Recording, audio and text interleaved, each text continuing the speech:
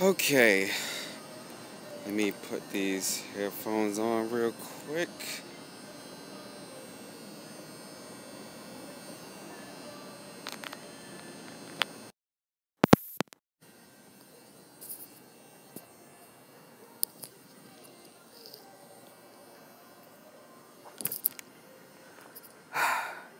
Okay, guys, so as you can see, I'm just leaving the theater now. It's probably about 11:30 at p.m. right now.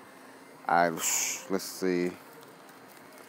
I got my trilogy poster. I got myself some war gear. Hold up. There we go. I just got out of the theater and wow. I think I might have just had the best movie experience of 2017 so far.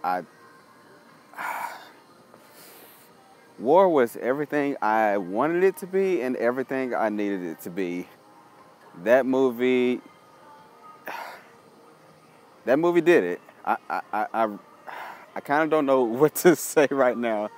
So let me just go over just whatever comes to my mind right now because I'm still in that speechless phase. But hey, I need to get this out now. I don't really want to plan on waiting anytime soon. So let's go over performances. Of course, Andy Serkis as Caesar. It's exactly what you would expect, like perfection, pretty much perfection. Then you have Woody Harrelson as Colonel McCullough. No BS, no nonsense. He does not he does not hold back for any reason at all. I don't think that role could have went any better if you had just put a different person in there. And the only, I would say, negative thing would probably be Steve Zahn's performance as the Bad Ape. And as far as that is concerned, well, let me take that back. I personally didn't approve of it, but I can see the reasoning why they will put it in there. But if you okay, this movie starts coming out tomorrow, and it'll be released everywhere on Friday. If you go to see this movie, you're gonna need something. What do they call it? Kleenex. That's it. You're probably gonna need that for the end if you're just like, if you've been keeping up with the series, you absolutely love it. That'll be my one recommendation for you because it's not something that you like didn't see coming, but just how everything plays out. That's the part where you're just going to, you can just take that in a sad way. I can suppose. Let's see. Anything else that really needs to go? The cinematography in this one might actually have outdone Dawn in this case because I know the war scene at the end of Dawn was like great cinematically, but this movie as a whole,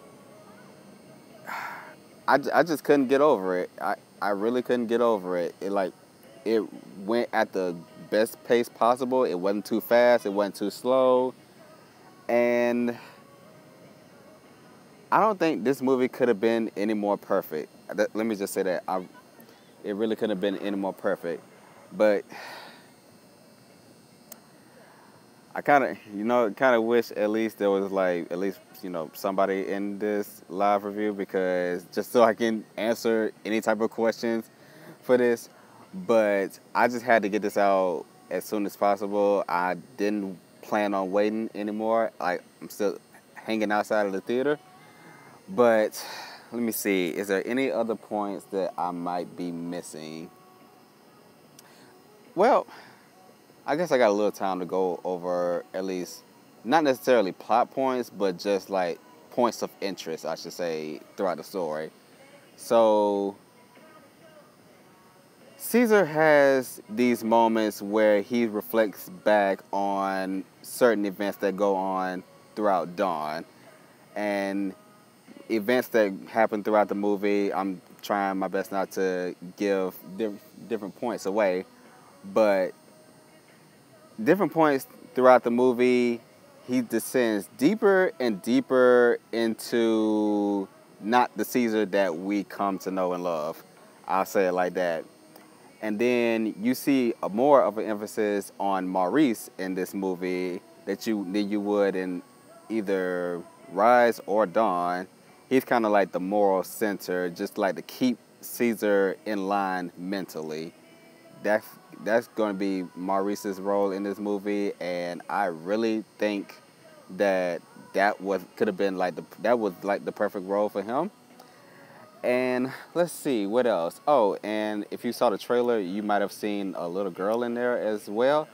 The role she plays in this movie is to not only accompany Maurice, at least, when it comes to help Caesar find that moral center, but at the same time, you learn more about what the humans are going through on their side through her. So it's not just Woody Harrelson as being like the main human character. You learn more through the development of her as well.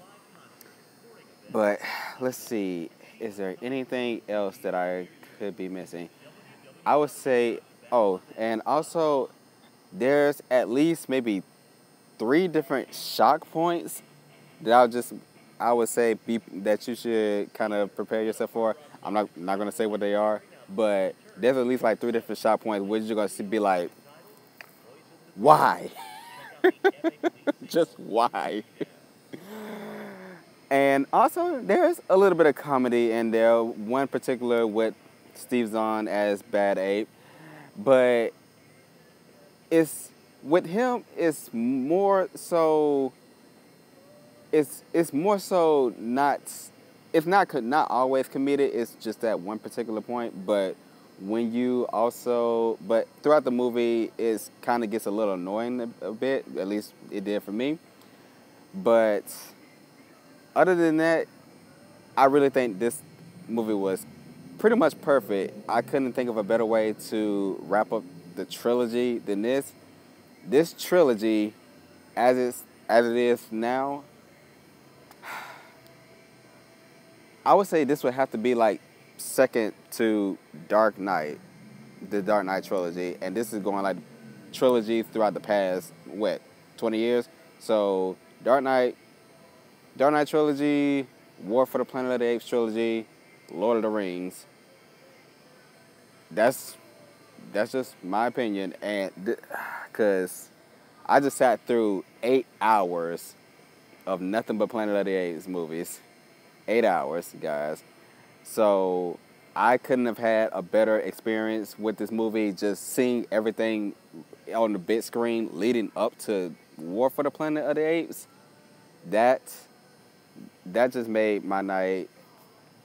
I'm so glad I went on ahead and did this. But that's my review.